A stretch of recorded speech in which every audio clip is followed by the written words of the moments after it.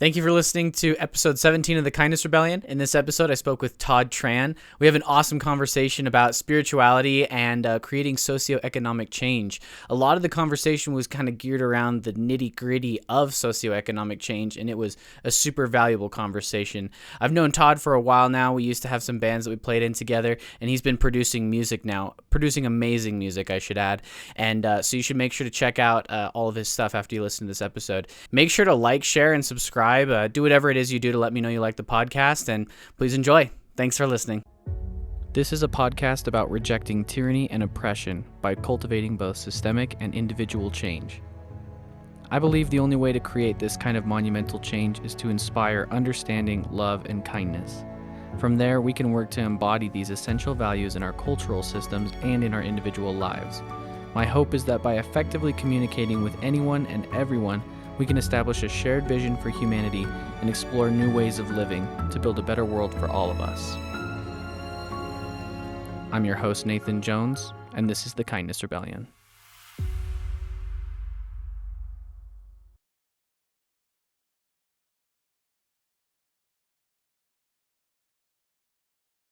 What's up, man? Dude, long time what's no up? see. I feel like the last time I saw you was actually literally, I think, like the last show our bands played together. No, dude, it was actually right before you left for your mission. Was it really? Yeah. So both of our families, I don't know if you remember this, both of our families were vacationing in St. George at the same time. Dude, you're right. I Yeah. remember. We were at like a soccer game or something. Yeah, exactly. Yeah. So Dude, we met that's up so and we hung crazy. out for a bit. And then I think I actually went to like your farewell dinner, but it's okay that you didn't did. remember me going there because You there did. was a shit ton of people. So Yeah, you and like a couple of, I think Keith and Dallin were there too. Yep. Dude, there were a lot of people, man. Yeah. I was popular in high school. Dude, sure. I was kinda I mean, popular. you're still popping, man. Thanks, I mean, man. because tell us a little bit about what you're doing right now. Yeah, go for it. Yeah, so I do a lot of producing for just like local artists and everything. I mean, I do a bit of everything, but my main thing right now and what I'm making an income off of is producing for local artists and some not local artists. I work with a bunch of people from LA, just California area and everything. But it's pretty cool. I think that it's very interesting to kind of now be inside of the music industry as one of like the behind the scenes people instead of just being the artists, because we were just the artists in high school, and we had recorded I remember our bands had recorded at the same studio one time, Surge, Yeah. and we did like some demos there, and it was a good time and everything like that, and it was such a different experience. And now being a producer, working with artists behind the scenes and helping make their music come to life and everything like that, it's insane to see just how completely different it is. But yeah, that's like my main thing. A lot of production, a lot of recording, some songwriting, some mixing, some mastering, but largely I produce for artists, and that's how I make my money. Dude, it suits you. I mean, just like the bands that we had together, it was so cool to see you just like pump out some really good songs. Dude, like yeah. for Winter's Iris, and then you even started doing some helping out Alice Once Again and songwriting for Alice Dude, I Once Again. remember that. We just had you guys come up and just record a couple of songs like just for fun, like Yeah, all dude. we did was like, it was literally like you guys came up, recorded drums, like just because I said like, hey, come record like with us or whatever. There was no money involved or anything like that, and no one ever released it, but it was definitely a good time, and it was definitely the catalyst to me being in the position I am now was knowing you guys and doing a lot of the stuff for Winter's Iris and everything as well. So That's so cool. I mean, I think it's fair to say that Alice Once Again and you and the guys were definitely a huge reason that I am in the position I am now. So That's awesome. It was so funny how we kind of turned into like brother bands or whatever, and yeah, we did like every show together. Yeah, and it was for a split second. I feel like we just hung out a lot. Yeah, well, I was filling in on rhythm guitar for That's you guys right. for like the last year or That's something. right. It was That's crazy. Right. That was honestly the golden age of Alice Once Again. Dude, it was. But dude, honestly, I'm so jealous that you're able to make music your full-time career, like being able to just be creative in your own space, and then kind of like what we were talking about earlier, being able to own your own labor and being able to kind of dismantle the normal hierarchies that we see. I'd love to hear more kind of about that, your experience with that, and how that kind of brought you here on the podcast today, where we're going to talk about like economics and spirituality and things like that. Sure. Yeah. So I think, For any of you guys that are listening and everything, I am the owner and founder of a studio called Audio House, with Tyler, who was actually, I think, on your last episode. Yeah, right? he was on the last episode. Nice. So Tyler and I founded a studio together, and that was a great time, great experience and everything. And it was interesting because you found a studio and then you bring on other team members, employees, and you create this hierarchy, right? Which is, for people that are, from all different walks of life that, can fall under the umbrella of being on the left, right? There's kind of this criticism, this critique of the hierarchy within labor, right? Which, we learned from Marx, all these other guys and everything, right? Which is there is a a ruling class, but a capitalist class who owns the means of production. And then there is the working class, us laborers, who are basically renting out our bodies and our minds and everything like that to utilize the utilize the means of production owned by said capitalist class in exchange for a wage, right? So basically, the relationship dynamic to our basic survival is completely different, right? Yeah. The way that the capitalist survives is by having workers who create value, who they take a portion of those. Well, they take all of that value. they take the value created. Sometimes it's the whole amount of value. Sometimes it's a portion. But in most cases, the way that we understand it, all the value is taken in exchange for the workers getting a wage for their time and for the efforts that they put in. This is really, it's basic stuff. I'm sure you've talked about with plenty of guests before, right?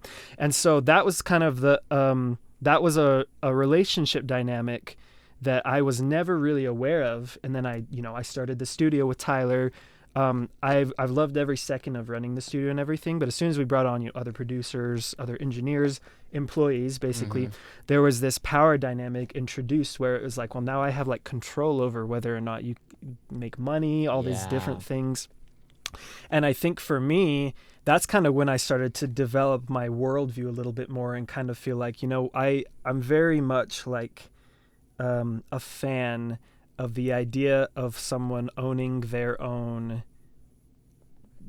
life. Their own labor and their own own time. labor, their own time. It should belong to you as a person, right? And I feel like that basic level of independence, autonomy, is something that most people can get on board with, right? Like, I don't think that there's a single person out there who doesn't think they should have control over their own, body, right? Their body, their time, their labor, their mind, all of that stuff. So anyways, I'm getting long-winded with this, but the idea is that working at a recording studio after founding it and being on kind of both sides as an owner and operating, doing owner stuff, and then operating as a laborer, doing recording engineering, producing and stuff like that, it kind of started leading me down this path of recognizing that for me, I would feel a certain level of freedom or liberation, essentially owning my own labor, right? And so that basically meant that the power dynamic of me being an owner or me being a worker just couldn't work. And so the intention was always to be self-employed, right? Which is the epitome of owning your own labor. And so here I am now doing a lot of music production completely independently. No one else is landing those sales for me. No one else is doing the labor for me. I own it and I do all the labor myself. And it's been an interesting journey because, there's this element of like you get into one certain position or area of life and then you learn something and then you realize, oh, these newfound views are kind of contradictory with how I'm living my life. And then it's hard to necessarily always like step out of that easily because it's so convenient to stay in that position, right? But I think for me, being able to step into a more independent role where I don't have to rely on someone else doing any work for me or someone landing a sale and then taking a portion of like the profits or whatever, it is a nice position to be in. So I think I might have gotten away from your question. No, that does answer my question. And especially like one of the things that I really liked about, and it might have been what we were talking about earlier, is just where you recognize the dynamic between you and the people that you were employing as well. Because, everybody would want to own their own labor, like what you were just saying, like where everybody wants to have control over their bodily autonomy. Shout out, fuck you to Supreme Court. But like everybody wants to have that freedom over their own time and their labor and their choices, and then so they can justify starting a business to own their own labor. And then I think where capitalists or business owners just really get lost is they forget that they start owning someone else's labor, and they have to create that dynamic between people. Because I mean, I've been working as a manager for about almost 3 years now, and it was a trip. Like it's been a trip to like try and just be like, oh wait, I gotta value the people that my position kind of inherently devalues. Yeah, the cognitive dissonance is insane. Exactly. So it's just hard to break out of that, and that's why I'm so happy for you being able to own your own labor, and not only owning your own labor, but being able to not try to own someone else's labor, and being very collaborative in nature. Oh, absolutely. The way that you are working with artists is in a collaborative space in order to help each other, and I think that should be the basis of all of our labor in a lot of ways. I think so. I think every time every time any of these conversations come up with people in my circles, because I run with people that are from all walks of life, great friends and people I've known for a long time that fall into a very conservative mindset, and then more recent friends and people in my life that are very much aligned with anarchist or socialist values and everything, and then everybody in between, liberals and stuff like that too. And so it's interesting seeing like this extreme like preserve the status quo kind of mindset versus like this other extreme of like dismantle literally everything you think destroy it all, and like feel like I grew up with one and then made my way slowly to the other side, right? For me, I think the biggest thing always comes back to the idea of like I think that for me, and something I feel like a lot of people can get along like on board with, and maybe they just don't understand exactly how it looks, but it's the idea that I want to succeed or fail by my own like merit, and we absolutely don't live in a meritocracy. It's more nepotism than anything else that runs, especially the United States. But I think that I love the idea of being able to succeed and do well because I have like honed my craft in my industry, right? In the industry of audio, I would want to believe that I get deals or get contracts because I am just that good, and because I've put that work in, or that I fail because I have not put the work in and because I'm not that good, right? And I would like to believe that, like my livelihood depends solely on, do I believe in myself enough, and am I putting the time and the effort in to actually make these things happen for myself?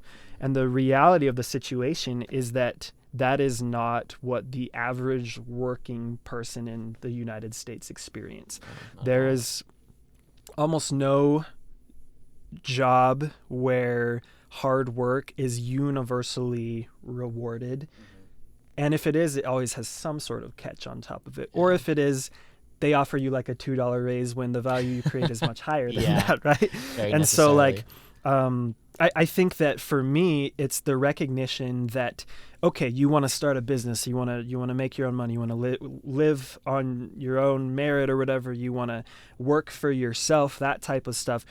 It's a great ambition to have. I think where a lot of people fall short, and where I think the intersection comes in, is the fact that might be great for you, but you, as soon as you start bringing on employees, people that are under you, one, you're creating a power dynamic where that same like principle you want to live by does not apply to your workers. And you also aren't doing it completely on your own merit anymore, because your workers are the one creating the value now. It's like, okay, when you were the one doing those cold calls, landing those sales, going door to door, doing that work and everything like that, like, yeah, absolutely, you were in charge of it, and you were living a very ethical and even like a very socialist aligned life, because socialism has nothing to do with like free stuff like we are always told, right? It has everything to do with your relationship to the means of production, right? Yeah. But as soon as someone else is there and they are doing that labor and you're doing something else, the dynamic shifts completely, right? Which leads into the idea of, cooperative work, which we talked about. Yes, I was gonna make sure we talked about this. Yeah. Every single time I have learned about a cooperative, a co-op, anything where the group of people working collectively owns it, collectively succeeds or fails by the group's efforts, like a college group project or whatever type thing. I have always found it to be so much more efficient and positive, and it just benefits those people. It's empowering. So much more. And not only is it empowering, there's so many situations where sales have been improved, if you want to look at it from even a relatively pro-capitalist perspective, right? Which, who cares? But but like, we're all about quality of life for the workers, I think, which is something that most people can get behind, right? Yeah. And so like, you look at, I was just talking with some friends yesterday about the 2008 housing market crash. And they call it the gap, which is the general accounting principles, were kind of formed after that, and are general rules that, whenever you're buying a house, most groups, all groups actually will follow, like fixed mortgages and everything like that. So your mortgage doesn't increase with inflation or whatever, right? And these aren't things that were enforced by any government or anything like that. They're just things that collectively everyone was just kind of like, yeah, these need to be a thing after this crash, right? Wow. And people collectively just decided like, these are important, and it improved the quality of life and the safety for homeowners and everything just exponentially, right? Which is obviously a good thing for people to feel like they are safe and secure in their own homes, right? Yeah, of course. But even beyond stuff like that, I see so many situations where a manager or a boss actually bottlenecks the productiveness of the workers in a certain situation. And when you give the workers the ability to kind of decide like, this is the most efficient, this is going to be the best, this, even this makes the most sales or whatever, that type of stuff, it almost always goes better. And that's not something I feel like can be very easily disputed based on evidence. Yeah, right. Especially, we were talking about beforehand Mark Fisher's capitalist realism, and one of the things that he talks about, one of the realisms of capitalism, is the bureaucracy of it, and that's kind of what I was thinking. Just the bottlenecking of ideas to make sure that it all comes top down. To make sure that we're following the corporate regulations, the corporate rules, and things like that. And it's funny how we think of capitalism as being so efficient because of this like executive structure and a very authoritarian structure, and yet it's very much like shooting itself at the foot. Yeah. But it's more about control than it is about actually being efficient and actually being productive and for benefiting the people of society that it claims to benefit. Oh, absolutely. I think that the ironic thing about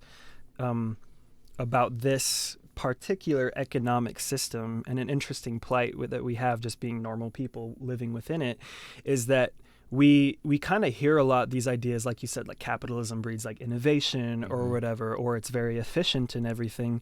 But then we always look at ways that capitalism has, is inefficient or does not breed innovation.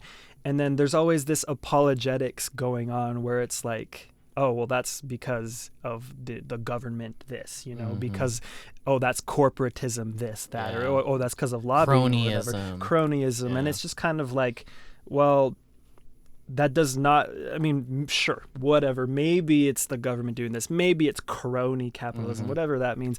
But it exists in the situation we have now. And I'm not really personally interested in talking about theoreticals. I'd much rather talk about the situations we live in are ones where corporations do lobby government officials. And that's not something that we have any, a lot of people love the founding fathers, right? But the founding fathers could have never predicted something like the current circumstances of how corporations impact policy, like federal policy and everything. So it's just kind of like the fact that there are no explicit ways to not necessarily punish, but to discipline and regulate or take care of that, just kind of shows that more government is not a way to fix capitalism. Actually, they're kind of in bed together. Oh, yeah. Yeah. I'd say that capitalism controls government at this point, and then government really just uses its military power to enhance and maintain capitalism. Yeah, government is, we hear the phrase a lot, the government has a monopoly on violence, right? Mm-hmm. Which is, for anybody listening, is basically the idea that any violence enacted by the government tends to be viewed by the government as just and as, a preservation of this or that, whatever. Usually it's the preservation of capital, right? Like if someone misses mortgage payments and is going to be evicted and everything like that, you can't do anything.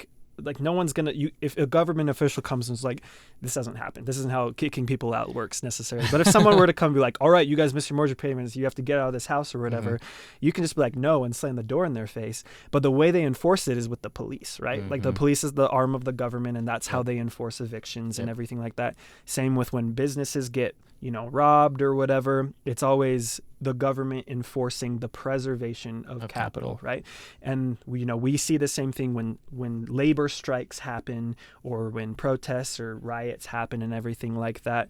When capital is threatened, the government will step in to preserve capital. So they are absolutely neck and neck, and they absolutely need to be joined at the hip together in order to be preserved, which is why the idea of anarcho-capitalism, which is again not real anarchism, doesn't work, because how can you enforce capital when you do not have an enforcing agency? I don't even know. I guess the only way that could possibly work is if the capitalists get so big that they create their own military. Right. And when I guess you could say that is happening in a way, but I think it's a lot more complex than that. And the way the government has been sort of like subsumed and made impotent by capital is just insane. But like what you were saying about how we sort of have these two big monsters that we're trying to fight, which is capital and then the protector of capital, and it makes sense why people can just feel so, I don't know, doom and gloom and like it can't happen. And also what we were talking about with Mark Fisher, the idea that there is no alternative. And so obviously this podcast is about trying to find a new alternative. It is about trying to build a new alternative that is not founded on bloodshed and destruction. And one of the scary questions that I've had, that I'm still grappling with, is just how the hell do we challenge a powerhouse like the United States military without having our own United States military? And I don't expect you to answer that right now, but I'd love to hear your thoughts on that struggle, and just the struggle of trying to figure out how to build a new world when such massive monsters are, at our doorstep. Totally. Or more like controlling our lives. That's a big question right there. And I think that anybody who pretends to have a great answer for it is probably just kidding themselves. Yeah, for real. I think that the difficulty of being anyone who is not completely into this system, like if you're not a conservative and if you're not a liberal, then you're kind of left with a lot of questions, because like you said, capitalist realism gives you, it kind of pollutes your brain into thinking like that this is almost like human nature, like that we could never do something else, right? But the reality of it is, like, and this is a quote that I love, when the monarchs were still in power, and when the system of the economic system was monarchy for virtually every country, the peasants could not imagine a system other than that, right? And I'm sure that there were people who were like, yeah, the lords take a lot, but it's the best that we have, right? It's better than like the barbaric Stone Ages or whatever type thing. And now we hear people say like, yeah, capitalism's not perfect, but it's the best that we have. And why would you ever say like, oh, it's not perfect, but it's the best we have, and then use that as a way to say, let's keep it going. Yeah, let's keep it going. We don't need to progress, right? I think that even people who are extremely conservative or extremely liberal or whatever, who are both very, pro-capitalist groups, feel like there are some problems. And maybe they feel like there are some problems within capitalism for different reasons or whatever. But if you recognize there are problems, why would you just like not seek for something better, right? And the idea of reforming capitalism is it's so tired. We've tried reforming it for how many years at this point, and it just keeps It's chugging mutating. along. Yeah, right? I think it's mutating. It keeps subsuming everything that Right. tries to change it. Exactly. That's actually a very powerful feature of the system too, is that capitalism absorbs all of its critiques and then sells them back to you. And this is a bit of a tangent. I'll get back to the main question. But one thing I love is a quote. Another quote. So it's lots of quotes, I guess. But this quote is basically, nobody consumes the way that anti-consumerists do, which is a scathing criticism, obviously, but it applies to, leftists as well. No one consumes capitalist products as much as anti-capitalists do in a lot of cases. And sometimes it feels like a simplification. And if a liberal or a conservative individual says that, then yeah, it's probably coming from a place of like, leftists are so dumb, bro. Like, which Shooting themselves in the foot. Yeah, like you're shooting yourself in the foot, which it's like, yes, I am dumb, but it's not because I'm a leftist, right? So, but it's interesting because you do see a lot of like younger people who are getting into, Marxist theory or, anarchist theory and stuff like that. And there's this huge influx of them purchasing materials or things or articles of clothing or whatever that they hope represent that, right? Like some of the best-selling shirts on some of those Etsy shops are like the Che Guevara shirts or like the Fidel Castro shirts or whatever, which I got problems with those guys even as a leftist myself, right? Yeah. But it's interesting to kind of see that that's like the reality in which that we live, where it's like, and this is by no means a way of saying like, oh, you participate in society, yet you want to change society. Like, yeah, exactly. Like the Ben Shapiro argument is not applicable. Garbage, yeah. It's not a real argument either. It's like a gotcha, and it's not even a good one, right? Yeah. But I think that that's capitalist realism for you, which is, it's even for leftists, it is hard to see a world without capitalism. Yeah. And so whenever we imagine it, it's always like destruction and everything, and then some fictional utopia that looks nothing like the world that we currently live in. But I think personally, it really doesn't come down to like, it doesn't come down to like a people's military or anything like that. I think that a lot of, Marxist Leninist folks are very much pro like it's called the dictatorship of the proletariat, right? Which I'm sure you know about, which is the idea that Marxism and socialism as an extension really needs to be enforced in order to completely expunge capitalism and everything. And that might be an ungracious way of framing that, but I'm not a Marxist, so I won't apologize for You're it. just saying this is what they say. Right, exactly. That's the idea. That's Marxist theory. Marx thought like there needs to be like a governing body of the proletariat in order to expunge capitalism and usher in socialism, right? Which is kind of like, we saw the nightmare version of that with the USSR and Stalin and everything like that, But I think that for me, to kind of come back to your initial question, which is like, how do we combat this? Like, what can we even do?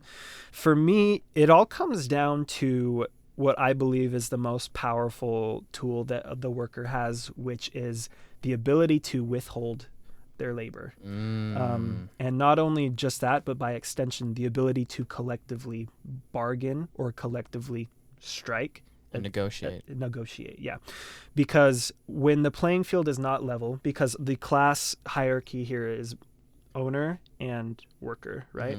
Owner has so much more control over our lives. We have no control over our owner's lives. We have no say in who, our CEO is or who our manager is in most cases and everything, right? It's not an elected thing. Capitalism doesn't take elections, right? And even worse, like what you were talking about earlier, where the laws and structures of our society are built up to protect that capitalist. They're built up to protect that owner, not the workers. Exactly. So the government structures behind it are not in your favor as like a worker, right? And so what do you need to do to even the playing field? And the syndicalists had it right, all those decades ago. You need to band together with your other workers and everything, right? I see this sentiment lately that, your coworkers aren't your friends. Your coworkers are people that you shouldn't you should have very hard boundaries with them and everything. And I agree to some extent. But you have more in common with your fellow coworker than you do with your boss, and bootlicking your boss isn't going to get you anywhere. But you and your coworkers getting on the same page, being united, liking each other, that's even an essential part. Yep. And then, bargaining for a better situation, and it doesn't even need to always necessarily start with a strike, but a strike is a very effective tool. It can start with like, hey, we as a team feel like this is a better way to approach this or whatever. Those little things are, in my opinion, the most powerful tool that we have, which is, it's unity, essentially. Yeah. Solidarity. Exactly. Solidarity. That's the key word in almost every one of these instances. Any leftist knows the word solidarity, right? And it's the idea that, by ourselves, we have no power, but together we are, like, as an entire labor force, that is the power to cripple an entire country in a day, right? And obviously, we are very divided right now. The internet, misinformation's been doing a good job at making everybody think that someone else is the problem, when the reality is, like, we have more in common with each other than not. Me, always. I mean, someone who is, I am Asian American, my father's an immigrant,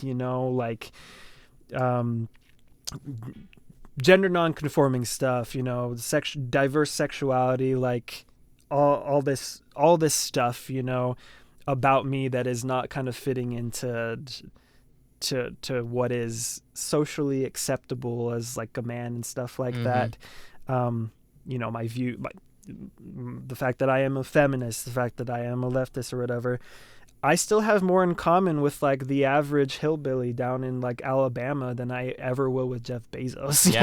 Yeah. So like, and I think that for me, that's the thing that kind of prevents me from completely saying like I will never even attempt with this group or that group. Like, obviously I don't want to get killed by a group of bigots or anything like that, but I'm not going to shut myself off completely from like, a straight white man who drives a truck, sunglasses and everything like that, because I feel like in most ways I would be able to connect with him before I'd ever be able to connect to Elon Musk. And so to kind of fully, concisely answer the question, which I took like 15 minutes to do, is wonderful. For me, I believe that your bargaining power as an individual and with, other individuals within your circles, I believe that does more to create radical change than just about anything else does.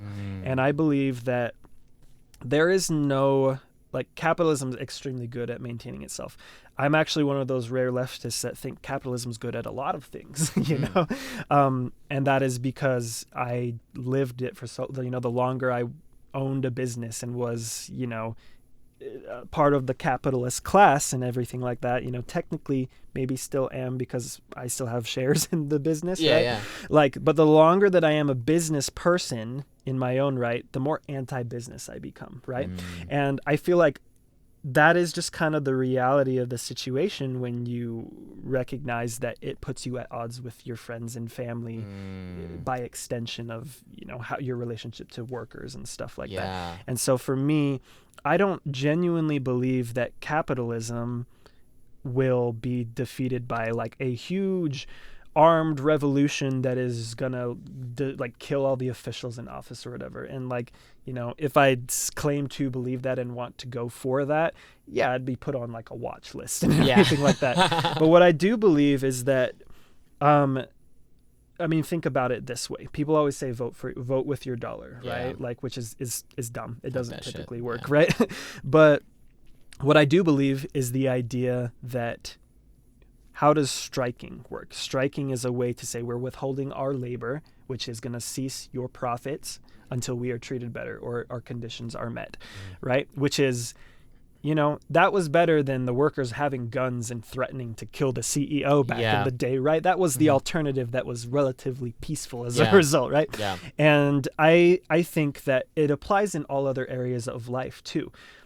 They cannot arrest an entire neighborhood of people that just stop paying their mortgage all at once, right? And for me, that's what it comes down to, is the idea that if you can just get your next door neighbor on board with you, like, tenant strikes are extremely effective. Like, our rent is ridiculous. The landlord hasn't fixed anything. us as tenants are withholding our rent until our demands are met, right?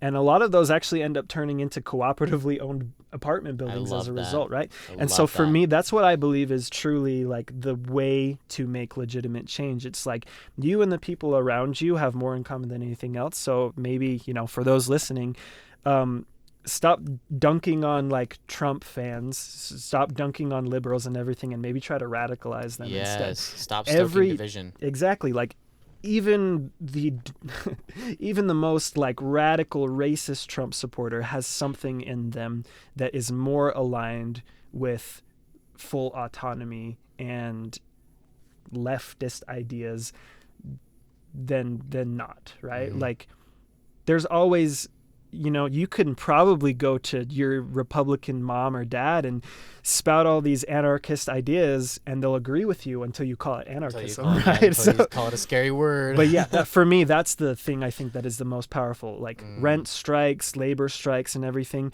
But even beyond that, just coming together with your niche communities, right?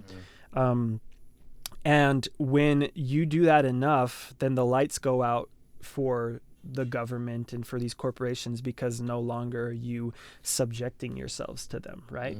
Like what if we all just, you know, what if all of the employees of the local, you know, like what's a good example, like the local Best Buy or whatever, just to take a random store, if all the employees just randomly started like growing vegetables in their gardens and helping each other out outside of the need for the money that Best Buy pays them, Best Buy has become elite, you know? They're going around, Geek Squad does stuff, but what if they're just going around fixing other people's technology on their own? What if they're, you know, buying that stuff from independent people who have built their own stuff, right? Like, I mean, the ideas are getting a little bit like foggy in my brain because I've been kind of droning on, but the idea is there, right? It's like we only need like we don't need these corporations and the government all that much, but they do need us to fall in line with them in order to maintain and prop up the system. But what happens when we all step out of line? Then they can't withhold themselves, or they can't keep themselves propped up. Exactly. One of the things that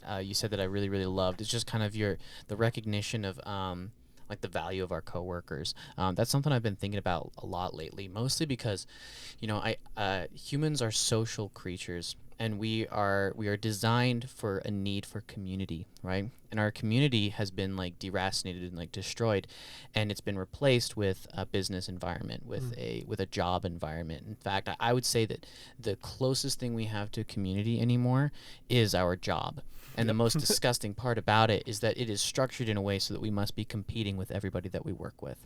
And we're set up to try to somehow simultaneously try to work together to get enough profits for the business because it somehow helps all of us. And then also like, oh, I need to be making more money than them. I need to be working harder than them, and I need to be doing better than them because I want to make more money, and it's better for me if that's the case. And we need to not talk about wages. We need to not talk about this stuff because then we're going to be punished by our overlord, tyrannical daddy.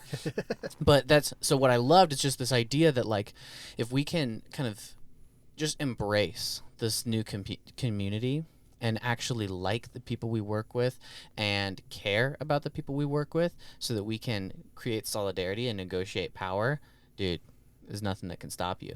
And I love the idea of tenant strikes and everything like that. It just, man, just when you said like, yeah, they can't arrest an entire town for not paying their mortgage, it's like, well, fuck, like, if they, you know, let's say they mobilized the military against them, like, this would just be the most grand display of, like, look, this system isn't here to work for you, They man. turn the rest of the American people on them very quickly. I mean, we've seen what happens when we have repeated footage and evidence of the police being not only incompetent, but intentionally negligent at their jobs, right? Like, is it pronounced Uvalde? I think so, yeah. So, I mean, everybody kind of has been following and what's been going on with their faith in the police has rapidly declined because of that whole situation. And that is also, has cascaded from George Floyd and everything like that too. Imagine the backlash and the outroar and everything like that if an entire town, like if all of Lehigh just stopped paying their mortgage and they mobilized the military to like arrest those people and everything like that. Yeah, like there's no way the rest of Utah would just be like, they got what they deserved. Yeah, that was just, exactly. like especially with the internet, like some people will double down, but like especially with the internet, like the government wants to make you think that it's constantly on your side and everything, right? Which is why they will occasionally sacrifice a pawn in order to quell the people's rage. Yeah. Like Derek Chauvin, the guy that killed George Floyd, was sentenced, right? And that was largely, there's no way that he couldn't have not been, sure. But it was like largely transnational outcry. Exactly. No But it way. was largely a way to quell the people's rage and get them to go back into in a place where it's like, okay, we'll just deal with whatever shitty stuff is happening in our lives, exactly. right? That's just how capitalism is. It will sacrifice pieces of itself in order to maintain its longevity and its supremacy.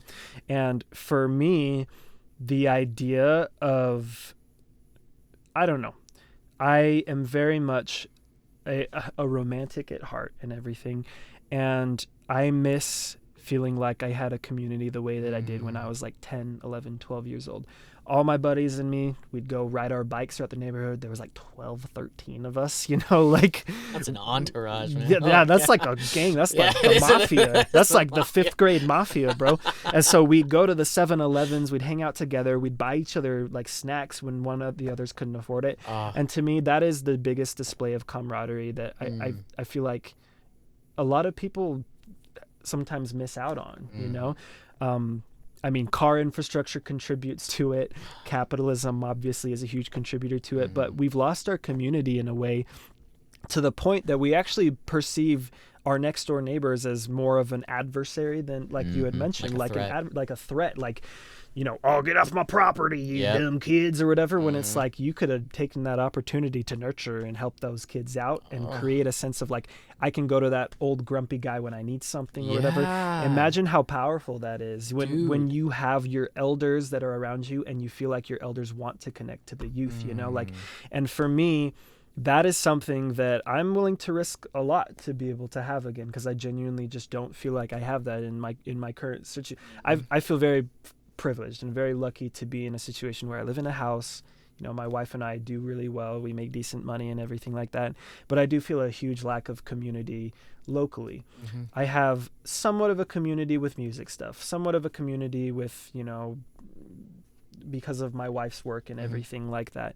But I'd love a community where we just talk about like, oh yeah, like I'm growing radishes. Oh, well, I'm growing tomatoes. You want to trade some radishes and tomatoes, right? Like that's like my anarchist wet dream, right? Which is the idea. Wonderful. It's like, I want to trade vegetables with my neighbors. I want to walk my dog and I want to go like sniff the flowers, bro, and like do all these other things, play music in like the local community. All these different things are things that we have had at one point in the past, and we largely have lost due to the way that things have developed. And as the workplace becomes more of a competitive place rather than a cooperative place where every piece counts, we begin to be alienated more and more from each other, which is why it is so difficult to like, I don't want people to die, so I don't think that the People's Army fighting the U.S. government's army would be great. No. It wouldn't be practical. It wouldn't work out, and there's no way it would even be able to happen, right? But I do think that when you withhold yourself in some ways, you take away the food for the machine, right? A car can't run without gas, so stop giving that car gas, right? And so that's just genuinely, for me, what I seek is not some like grand leftist utopia or anything like that. I just seek community. And I think that for me, what led me to the perspective I have now was not like luxury gay space communism or whatever memes. It's like fully automated luxury something space communism. Like that's not what led me to this perspective. What led me to this perspective is not feeling connected to the people around me. I'm a very extroverted person, and to feel like lonely when I could just in a different world be able to step outside and talk to people and everything like that. Yeah, I feel like that's why I am in the position I am. And I believe firmly that capitalism puts you at odds with your community and makes it even more so very unsustainable to be a part of a community in a healthy way for a long amount of time. Yeah, it feels like daunting and almost like even just talking right now, it's like, oh, I wish I could do this with my neighbors. You know, I know that there's somebody out there who would just be like, well, then do it, just do it. It's like, yeah, we can do it if we just take the time and like work really hard and are willing to make mistakes and look stupid and feel stupid. But at the same time, like our structures are set up in a way so that it's like, it's a net loss to start making that transition, and it's difficult. But one of the things I really wanted to start moving towards, that you brought up, is just the need for community and kind of like the romanticism about it, which is like a big reason why I wanted to bring you on the podcast. Is this is all sounding like very spiritual principles and very spiritual like values and stuff, and I think we're both on the same page of understanding that capitalism like creates spiritual death. And I think a big part of that is the destruction of community and the destruction of oneness and unity. And I kind of one of my big questions is like, can we have any sort of meaningful change without spirituality? Can we have any sort of meaningful transition to a better world without holding kind of spiritual principles such as community, oneness, and love? What do you think?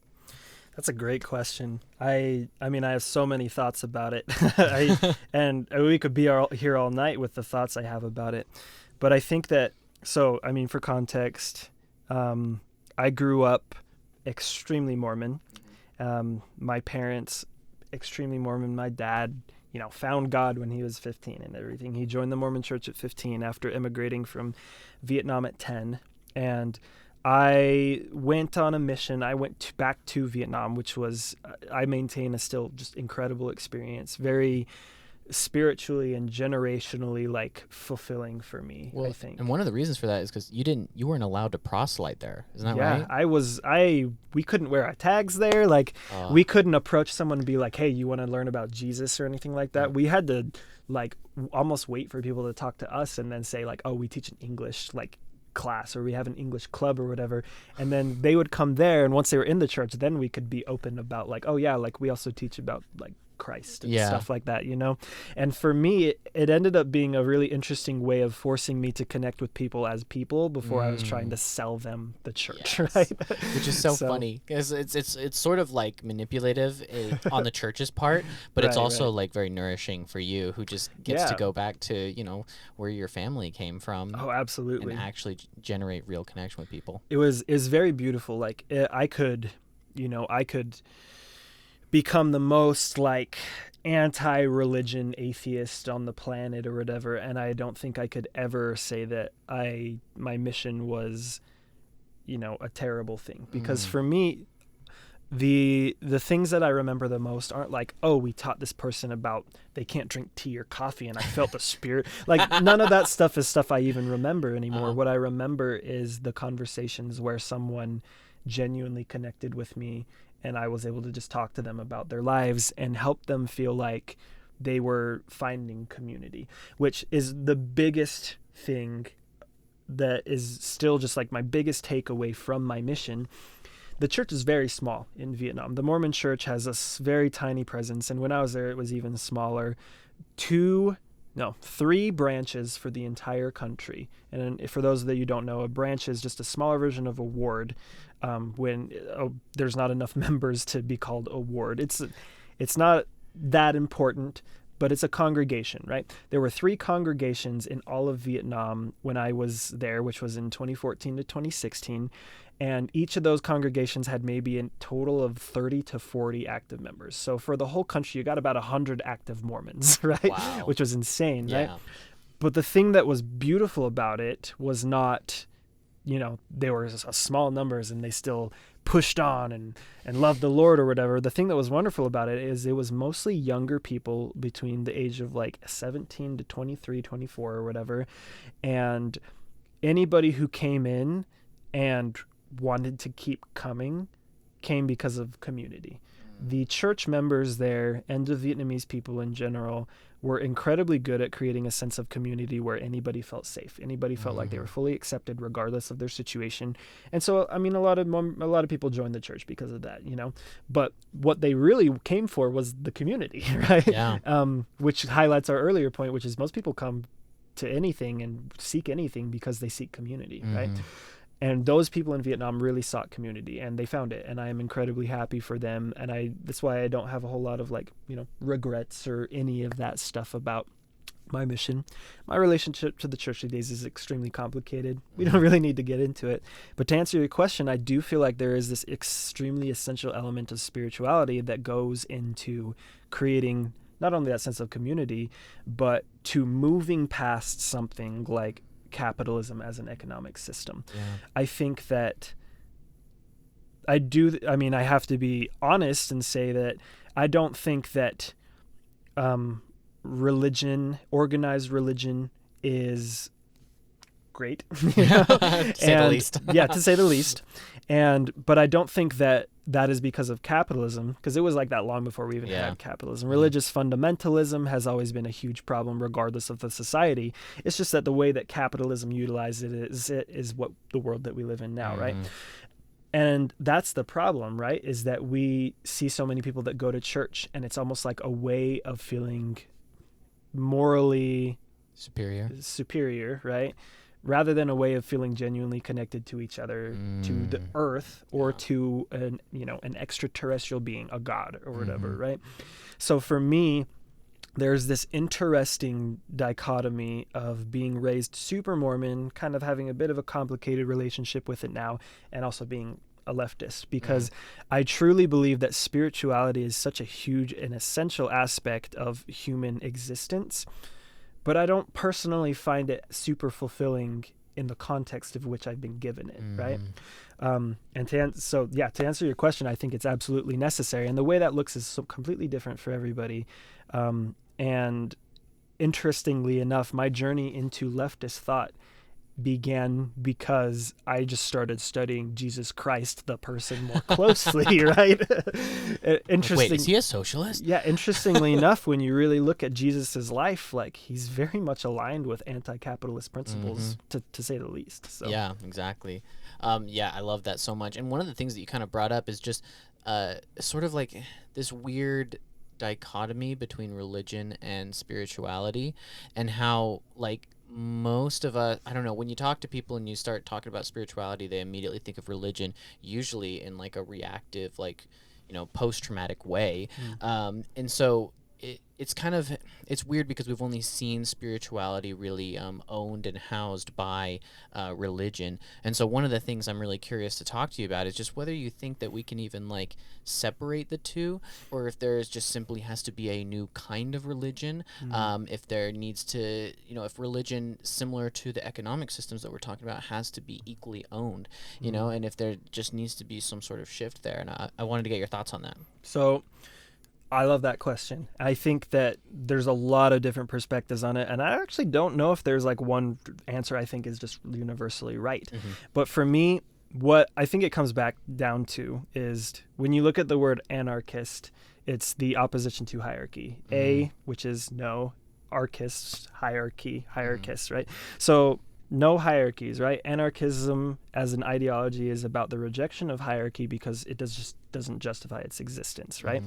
And religion, organized religion, is a hierarchy, right? There is always a leader of said religion and the followers are not able as individuals to have any real effect on the leader of the religion's like life or anything like that. Like me as like a Mormon, I can't go to the president of the Mormon church and then just like be like, I'm not paying my tithing anymore. Hope you lose all your money or whatever. Like that's just absolutely not how it works, and it's not how the church is run or organized or anything like that.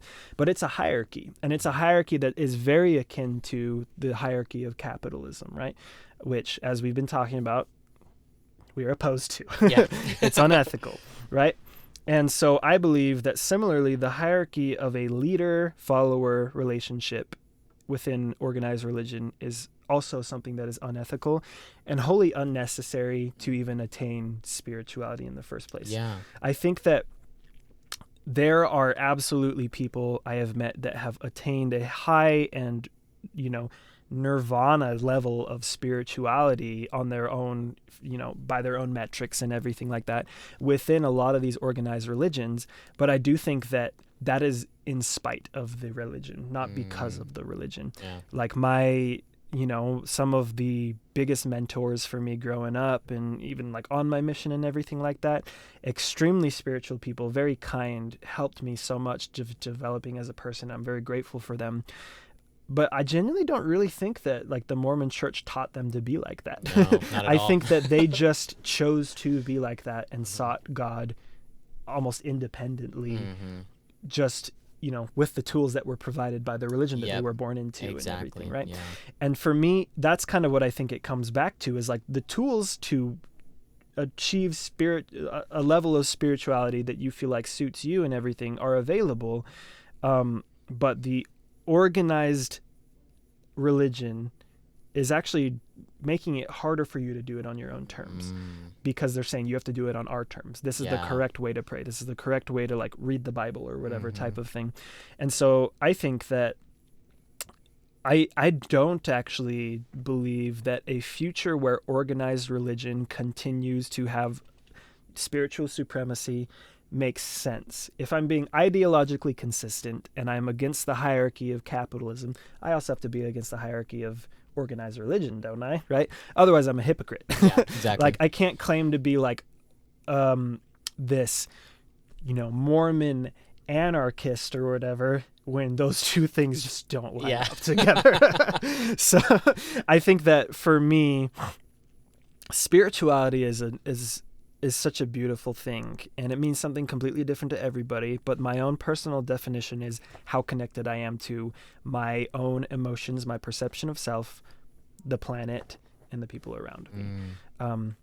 And that definition works for me. It does not work for everyone else. For some people, it really is something cosmic and extraterrestrial in a way. For me, it's not like that.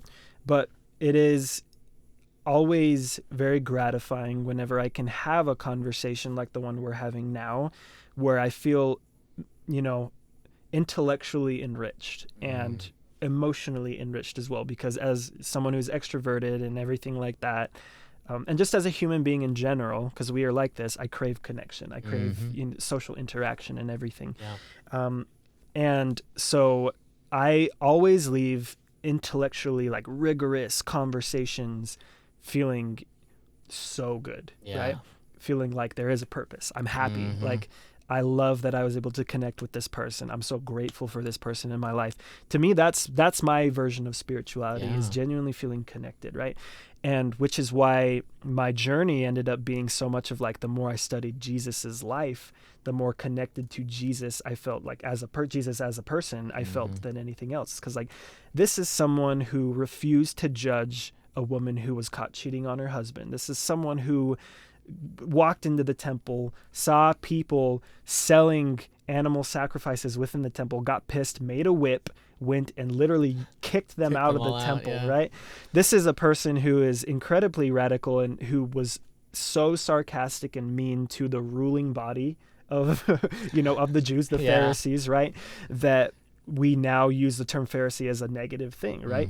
Jesus was an incredibly cool guy, right? And I think the more I studied him without this idea of like, always considering what happens after this life, am I going to be forgiven of my sins? When I stopped focusing so much on that and I focused more on like, I want to know this person. I want to know Jesus as the person. I think that I felt a greater connection to, what I feel Christianity was always supposed to be, which was very personal, very much about the idea of like rejecting the status quo and seeking to create something better within the community. Jesus never sought to overthrow a government or anything like that. Jesus sought to build up the people around him, a community and everything. And those people sought to do that same for each other because they internalized what Jesus said so much. And I think that is so fascinating. And I mean, as you can tell, that's what I base so much of my perspective on now. It's like, it's all about community. Like, Jesus's community wasn't perfect. I mean, a guy in his community betrayed him, blah, blah, blah. We all know this if we were raised in a Christian household, right? But what is so beautiful about it is that after Jesus died, that community grew stronger. I mean, eventually it was appropriated and turned in bastardized. That's the right word and everything. And and now we have the Roman Catholic Church and all these offshoots of Christianity, including the Mormon Church and stuff like that. But the very direct the people who had direct interactions with Jesus, as we know from what's in the New Testament, that was all about community. That was all about the people around you. And I think that for me is why spirituality is so essential, because, you know, when we say things like, oh, I felt that in my soul or whatever, oh, like, oh, that man, that feeds my spirit or whatever, we hear a lot of church people say that, and we even sometimes just say that colloquially, right? I think that's very real. I think that we do have a spirit. I think we do have a soul, and that is nourished by other people and by interacting with other people in a way that fulfills us. Like me having this conversation with you is emotionally and mentally stimulating, and that's something I'm going to like hold on to, and it's going to make the rest of my day better. It's going to make the rest of my week better, right? And I think sometimes people miss out on that. You know, you can have an incredibly great conversation with somebody at the supermarket, you know, and I think sometimes we're so averse to it because of the way that we've set up our society, where we have to be skeptical of everybody, you know, and afraid of everybody. We have to be afraid of everybody, or, you know, and we're led to that because people are pushed to such drastic means just to survive that there's this inherent distrust. But when you really look at spirituality, the reason organized religion has become associated with spirituality, in my opinion, is because organized religion gives you the community. You don't have to create it yourself. It's already provided for you. That's a great point. Yeah. So you go to a church and that community is already there. You don't necessarily feel uplifted because of like, oh, like I learned about Lot's wife that got turned into a pillar of salt because she looked back on her burning city. Like you don't feel spiritually uplifted from that. You feel spiritually uplifted because you're singing with the people around you. Music is incredibly good for you, right? You know, and doing music with a group is even better for you because it's a group of people. You feel nourished because the people around you are asking you how you're doing and checking up on you, giving you hugs, physical contact.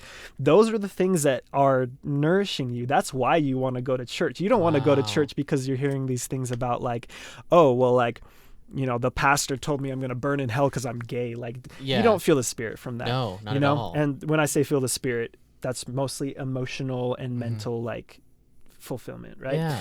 You feel it from the people around you who give you a reason to feel like you belong on this planet. And to me, that's what is essential, and why I even sometimes still go to church and everything, because I love the Vietnamese community, which, you know, is in the ward that I grew up in, and so that's where I go. And, you know, sometimes I'll translate with my dad at church and stuff like that, because I speak Vietnamese, he speaks Vietnamese, we translate for the Vietnamese members. I'm serving my community, you know? That's and awesome. Even if I have beef with some of the stuff being said at the pulpit, for me, what matters is that I'm giving someone else in my community, you know, a thing of service, and I'm helping them find their spirituality in their own personal way. Who am I to like say that someone else going to church and hearing a message about this or that isn't completely fulfilling them? You know, I mean, generally, I believe that it's the community, it's the people that make you feel spiritually nourished and everything like that. But everyone does experience it a little bit differently. And so it's a little bit of a contradiction in a way. I don't know if it is, because like I think you're really onto something here, because one of the things that I really love Russell Brand, and one of the things he talks about, because he's very spiritual, and he always talks about how we should try to focus on what religions get right. And what they get right, in my opinion, is community, oneness, and love. And so I think that's kind of what I love that you bring that up, because I've really seen that too. Whenever I've been talking with people who are Mormon, and I'm just like, and I've been able to get up the guts to just be like, why are you Mormon? And you know, if it's not like a fear-based reaction, it's like, well, I want to be with my family forever, and if I'm not Mormon, I won't be, which is still a need for oneness in their community and their love. It's usually like, well, you know, the church came and helped me when I was hitting a hard time, and it was like, that was it. You know, like people were there for them, and they were able to establish a sense of community and have this reciprocity and this love and this oneness.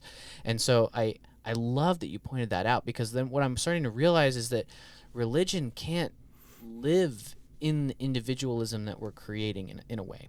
You know, like you can't have every single person having their own unique religion, because I think the need is for community. It's for that spiritual connection and that nourishment of other people. So I really love that you brought that up. And then one thing I did kind of want to touch on, because it was kind of at the beginning of what you were saying, where you said that the main problem of religion is the hierarchy that arises from it. And I actually fervently agree with that, because I do think that the top-down hierarchy is extremely destructive, and specifically just the idea that like there's one man, or usually one man, pretty much one man. It's very patriarchal. Yeah, exactly. Who is allowed to commune with God, and therefore dictates all of the behaviors of their subjugates, right? And so like I definitely see that as an issue. And then this idea of having no hierarchy is actually very very appealing to me. But I do want to play devil's advocate and kind of bring up this idea that hierarchies are sort of naturally forming, and that there's a lot of ways in which hierarchies just simply align themselves, and for all of Jordan Peterson's shit and being a garbage person in a lot of ways, I actually do value a lot of his views on spirituality, and also just he brings up a good point of just like the competence hierarchies that he talks about, right? How if you want something to be done well, then you have to have competent people leading those hierarchies. Right. And so I kind of wanted to throw that at you and see how a non-hierarchical religion could go without, how could we stop it from coalescing into a hierarchy without actually damaging it very fundamentally? That's interesting. I mean, it's definitely a valid point, and I think that for me, I don't know if I really have to imagine it, because I feel like it already exists. Organized religions without a hierarchy already exist. So when we define hierarchy, it's the idea of one person having power over another person in a given area or a given structure, right? Within some structure, right? And I think a big thing to remember is that when you look at a lot of these autonomous groups, or like take book clubs, for example, a facilitator can sometimes be a leader, but often the facilitator just facilitates. The facilitator does not have any power over anyone else. Yeah. The facilitator only has an ability to dictate how the conversation goes, because everyone else has agreed, hey, to keep order, this person's going to facilitate, right? Yeah. Because think of it this way. In a book club, a bunch of people sit down, they talk about the books that they've been reading, what they like, they discuss those and everything. One person facilitates, but that person doesn't have an ability to just like kick someone else out. Yeah. Like that person can't just be like, all right, you have to leave. Like if it is a therapist, that's a different thing we can talk about, which is, when you are actually qualified to act in that capacity, right? Yeah. Like if we're talking about like a surgery room, that's something where it's like, yeah, listen to the doctor, Yeah. right? That's a person who is qualified. But that's the difference, right? Is that is an earned and necessary thing. Whereas when you think about things that are less pressing, like a religion or a book club, you can have people that are, designated to do certain things in order to make it orderly and uniform or whatever. That does not necessarily mean they have power over everyone else. And the difference too with hierarchies is hierarchies are involuntary. You don't have a choice who has power over you in most cases, like your boss at work. But with these things, people usually are like, yeah, like that person can facilitate. And then they're like, oh yeah, like if that person says we need to move on, like we all agreed that we're going to move on, Yeah. And usually a facilitator is really good at making sure they check the room in a book club. I've been in several book clubs, and the facilitator is always really good at being like, we're talking on this a little bit long. Does like everyone want to move on to something else, right? So it tends to be one of those things where, because it is voluntary and because it is not just like unilaterally made decisions, and it's, the position changes from person to person often, that is something where it's like, no, that's easily doable in so many like organizations that we haven't even thought about yet. Because as we've established, the people that know best in most fields are the workers. Like the plumber knows better than the shareholder how to approach fixing a toilet, obviously, right? Obviously. And so when it comes to like a church or whatever, the way I think that I have enjoyed seeing it done in the past is like for a limited amount of time, or every week sometimes it's every month to make it more convenient. There's a couple of people who are facilitated to like do this, play the piano, or to end the meeting at an orderly time or whatever, or they'll share like their thoughts type of thing. it's very interesting because when I say all that stuff, some of the people listening might be like, oh, that's the Mormon church. Yeah. Because the Mormon church, bishops are, though they're not paid, they essentially facilitate in a lot of ways. Yeah. They are only in that position for a limited amount of time, as are everyone else with a calling, right? Because that's what they call responsibilities in the church. The difference is that the bishop in a Mormon church has the ability to take away your standing and reduce the level of standing you have within that organization, whereas a facilitator does not. And they're not voted on. Exactly, they're not voted on. It's very much something that comes off as very nepotistic in a way, because it's like most of the time a bishop, a stake president, a leader in some capacity is always chosen by someone else who just knows them already. Like how many times defined by God? What do exactly you mean? like there is a huge population of South American Mormons, of even Asian Mormons and stuff like that. We've never seen up until very recently like an Asian or a South American like apostle or leader, like president of like the 12, right? It's usually people from Utah, and that's because they all know each other. So it's like, oh, well, I know this person is a really good guy, so that person should be the next apostle. That's typically how it goes, right? Exactly. And then they pray about it, receive revelation, all of that Mormon jargon that some people may not get, but it's just like that's the difference between that and a community who says like, hey, for the purpose of making this community run smoothly, we need a facilitator for this, we need this for that, or whatever, right? Even a lot of nonprofit organizations are organized that way. Like I won't say all, but some organizations that are in the fight for civil rights, like some smaller organizations associated with Black Lives Matter, not Black Lives Matter itself, the organization, but some associations run like that. They run with a facilitator, with someone who, a group of people, not a person, that handles like, the finances and stuff like that. And it typically rotates. Like they're never in that position for a long amount of time. And if they are in that position for a long amount of time, everyone else around them is rotating too to keep them accountable. Whereas how many times do you go to, like my dad, for example, is an accountant, and at his old job that he was at for around 20-ish years, all the people in the higher positions had been there for like 30 years and everything like that. No one rotates them. No one gets to keep them accountable and everything, right?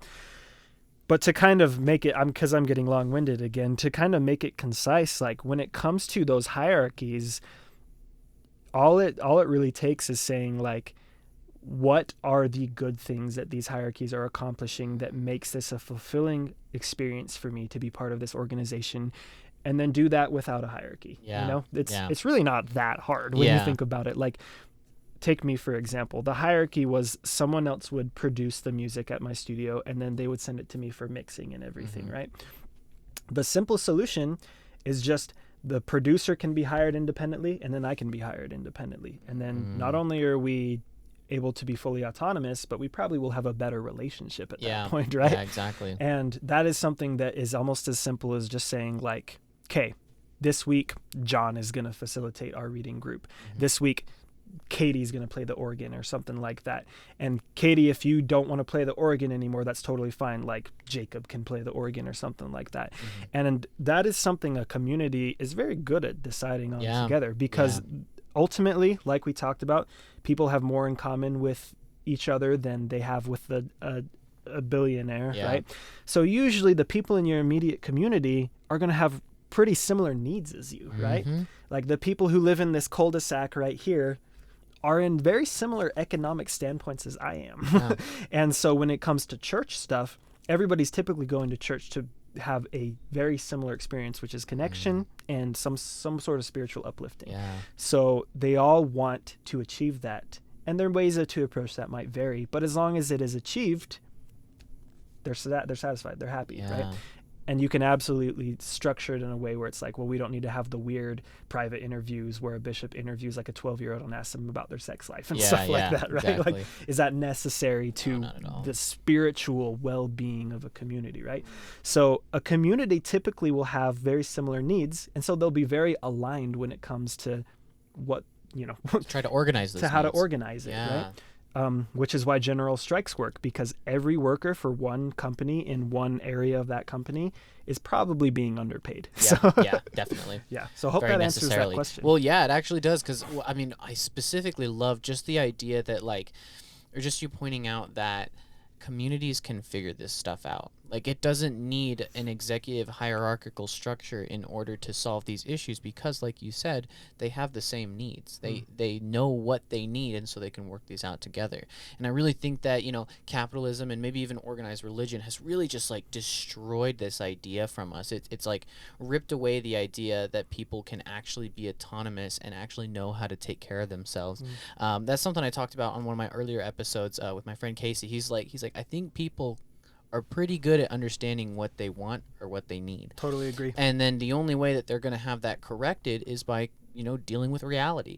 So if everybody's like, oh, we need this one thing, we're going to pool all of our resources to get one, like, you know, pop figurine of Bernie Sanders, then everybody's going to be like, holy shit, this is a waste of time, and then be able to learn from it. And, like, we need to give communities, we need to give people the ability and the autonomy to make those decisions and to actually build those kinds of connections so that they can actually figure that out on their own. I just, that was extremely valuable. I absolutely love that very, very much. I'm glad to hear it. Yeah, no, I mean, for anybody listening out there, including myself, because I have to remind myself of this, like the redneck from the southern states who doesn't have much of an education, has bad grammar, works a really simple job.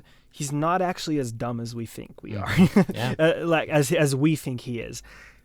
He's got an experience of reality. He's got an experience of that's the perfect way to say it. His experience of reality is unique to himself.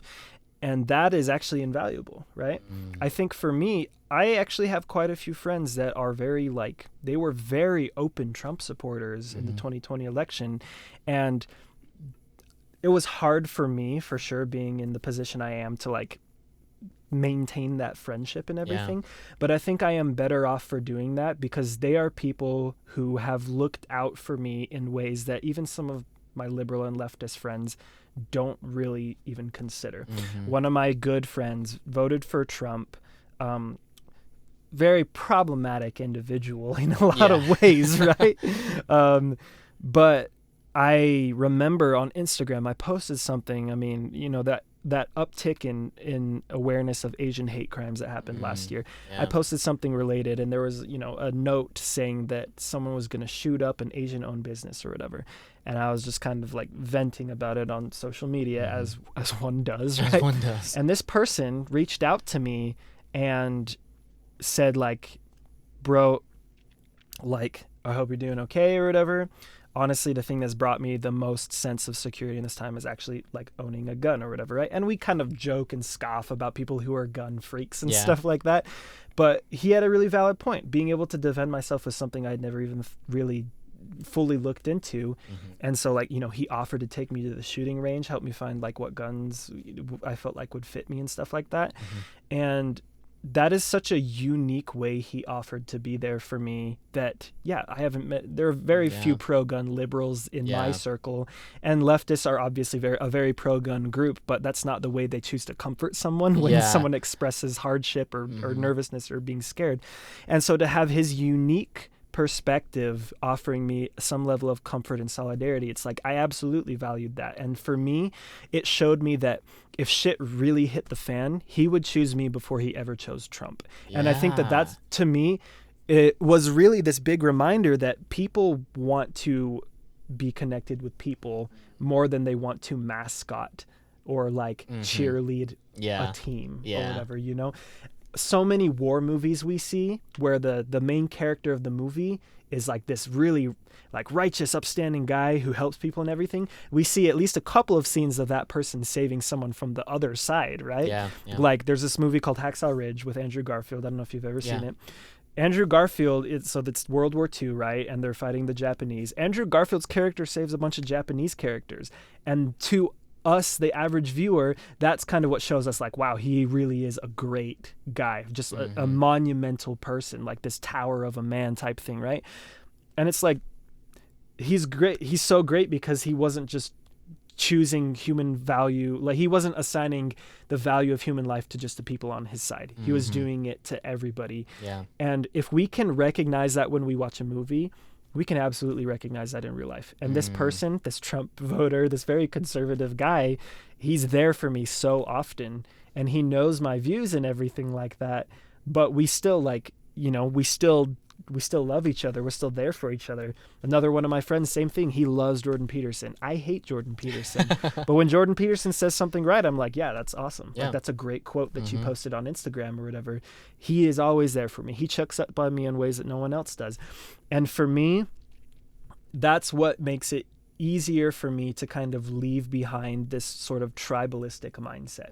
Now, I recognize I am somewhat privileged in that aspect, because there are a lot of people where that level of connection and friendship is very hard to attain with people from those groups by nature of how they exist. You know, Yeah. Black folks, trans folks, you know, that's something that is very hard for them, right? Yeah. But if it gives anybody any comfort, I have seen a huge amount of people who are, you know, conservative Trump supporters who have come around to the idea of their kid being trans and now, like, go to the shooting range with their trans child. Like, how cool is that shit? And it's you know? amazing because, like, you know, it is really wonderful that that we have this ability to, or this privilege, I guess, to, you know, easily connect with others, or at least not have that, like, very threatening barrier of, like, extreme hate like racism or transphobia. Right. But what's interesting is that the only way I've ever seen those barriers transcended is through connection. You know, I can't remember. I want to say his name's Daryl Davis, but I think I'm wrong. But he was on Joe Rogan's podcast, and he was talking about how he converted KKK members to leave the KKK. And the main way that he did it was simply getting to know them and connecting with them. It was just like, yeah, I talked to them, hung out with them. They liked the way I played piano, and I worked with that. Right. And so it was just really cool to see that, because he was able to, you know, start just establishing a fundamental, like, shared interest, and just kind of also understanding we have more in common than we do have different. Right. And then when shit would get hot, like, they would start saying that, like, oh, all black people this, all black people that, he would just be like, well, what about me? And they'd be like, well, not you. And he's like, nuh-uh, you can't do that. Like, you have to understand that this is conflicting. And then by having a strong enough connection to then challenge those structures, it was the only way to make them crumble. And I think I saw a similar, I can't remember her name, I'm fucking these people over, but there's this this other lady on Russell Brand's podcast who did a similar thing with people that hated Muslims, and also were very misogynist and hated women. And she did the exact same thing, where she just simply got to know them, and she simply connected with them. And then when they finally felt trust, she was able to confront their ideologies and show, look, I am not that way.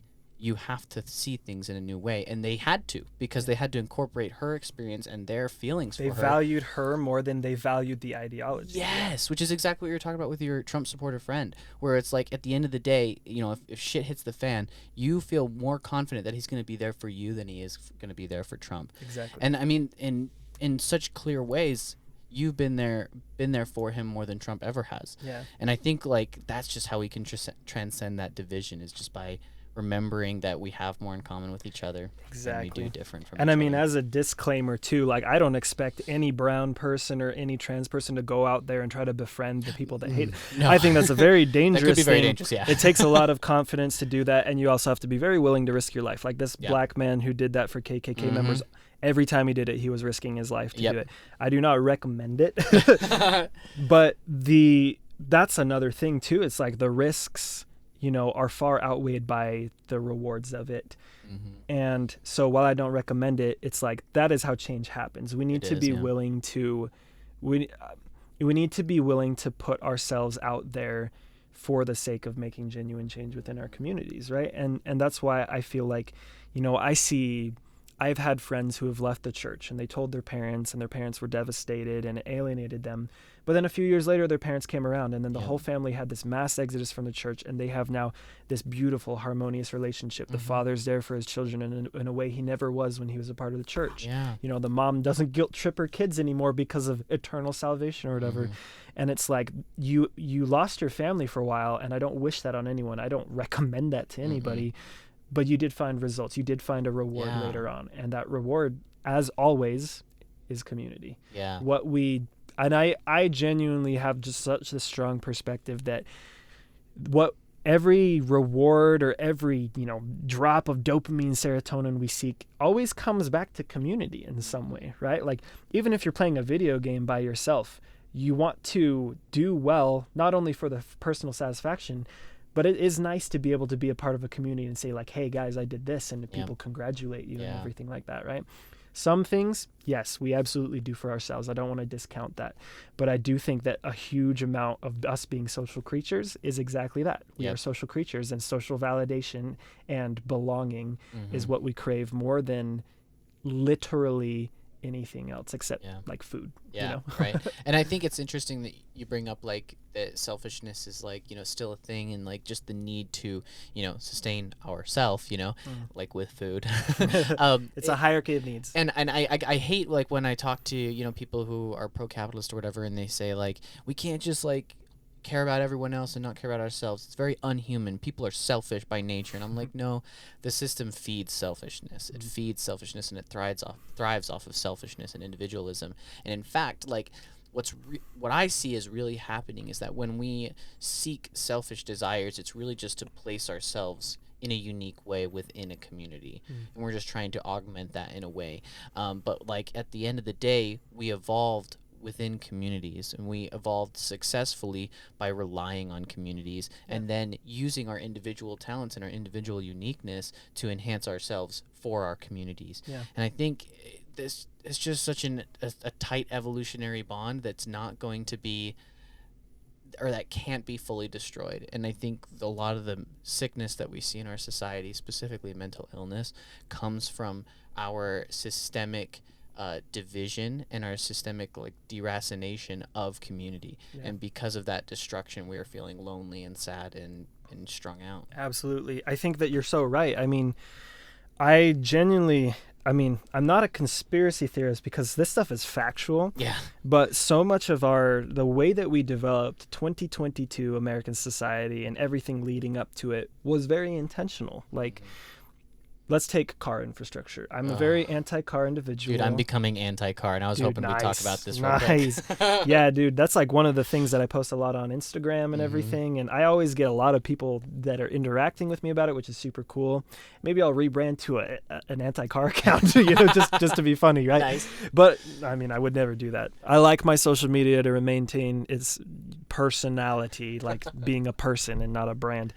But car infrastructure, take that for example. I mean, not only is it good at dividing us, it's also racist. Like, think about segregation.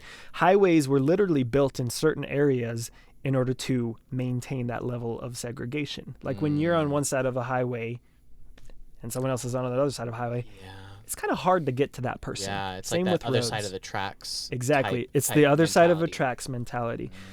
You can look at even a lot of neighborhoods in, like Kearns is a great example. Kearns in really close to Salt Lake, but there's these big roads, like 6-lane to 8-lane roads. On one side, really nice houses. On the other side, the poorest houses you've ever seen. How is that not segregation, right? And it's by no means as intense or violent, and it's usually not as racist as it was with like Jim Crow. Like Jim Crow stuff, But yeah, those people in those nicer houses are not interacting with the people in those poor houses. And even the way that the zoning laws work and the way that the Mormon churches areas work and stuff like that, the people in those nicer neighborhoods have their own Mormon church to go to. The people in the poorer neighborhoods, despite literally being closer to each other than those churches, that's still how they're separated, right? Wow. And so you think about it, what is the barrier for that? It was the road, right? It was the car-dependent infrastructure. And you think about, same thing happens with highways. There were literally highways that were built, and this I don't have the exact source on it right now, but I can definitely find it later for anybody who might ask about it. Literally, some highways have been built to keep the black people on one side and the white people on the other side, back in, when Jim Crow, the segregation and everything. And for me, even just thinking about it right now, like, I use this example a lot because I love Disneyland. So if you're listening to this, picture yourself like living in a neighborhood or whatever, right? You walk outside, there's this huge, ugly gray road in front of you, right? Now, that is taking up probably 60% of your neighborhood, maybe 50%, but at least half of your neighborhood is just the roads, right? When that could be a bunch more houses, right? Yeah. That could be like walkable pathways and trails and everything like that. Community services. Exactly. Like, why do people like to go to the trail and run or to bike or whatever, right? Not only to be closer to nature, but because like it's away from those ugly roads. And to come to the Disneyland thing, why do people go to Disneyland? Because it's the closest thing we have to a walkable community in the United States that is not completely dependent on cars for transportation. Yeah. And yes, people go to Disney because they love the IPs, they love the brand and everything like that. If anyone knows me, they know I don't go to Disneyland because I love Disney. Yeah.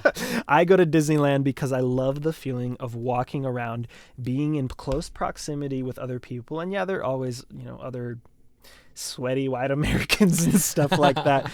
But I'm close to things. I'm close to a lake, diverse, like greenery, like, the pond, being able to actually get onto the pond, there's like a train and everything. I can walk around. I can get food from these different places, different attractions.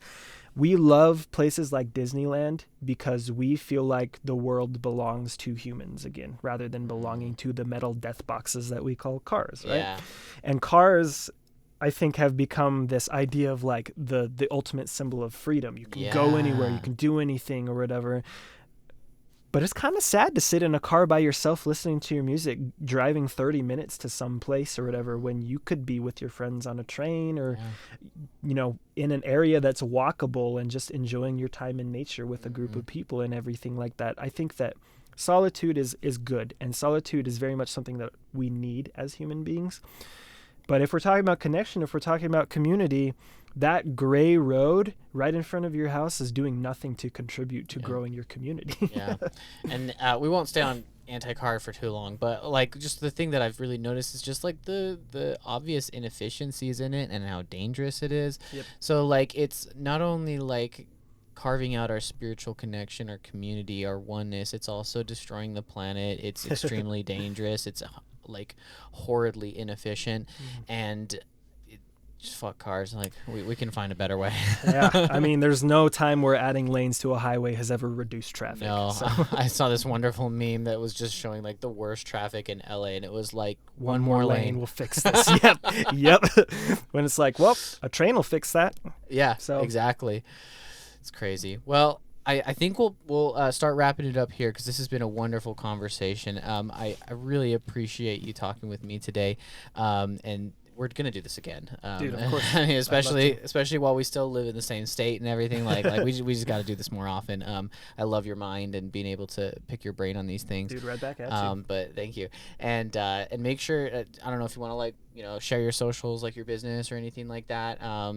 Just make sure that people can reach you if they need to. But thanks so much for talking with me today, man. I appreciate it. Yeah, I mean, if you wanna find me on Instagram for whatever reason, if you wanna talk anti-car or spirituality or whatever, or if you wanna like hire me to do music stuff, it's at Todd TODD _T_Tran TRAN. But yeah, man, I've really loved this conversation. I was actually hoping that you'd say we can do it again because, an hour and a half of this is by no means enough to cover everything that we could potentially talk about. But yeah, it's been a blast, man. Thanks for having me on. Perfect. Appreciate it. Thank you so much for listening to this episode of the Kindness Rebellion. I hope you really enjoyed it. This was one of my favorite conversations ever. Todd is such an amazing person to talk to. He has a wonderful mind and great ideas. Make sure to like, share, and subscribe. Let us know that you like it. Join in on the conversation. It's better if we have a dialogue going on. It's the only way that we're going to be able to learn and grow. And, keep trying to build community. This episode was a lot about trying to establish community, even though it's been really deracinated and derooted from us. It's time to build that back, and the only way to do that is through understanding, love, and kindness. Thank you all so much.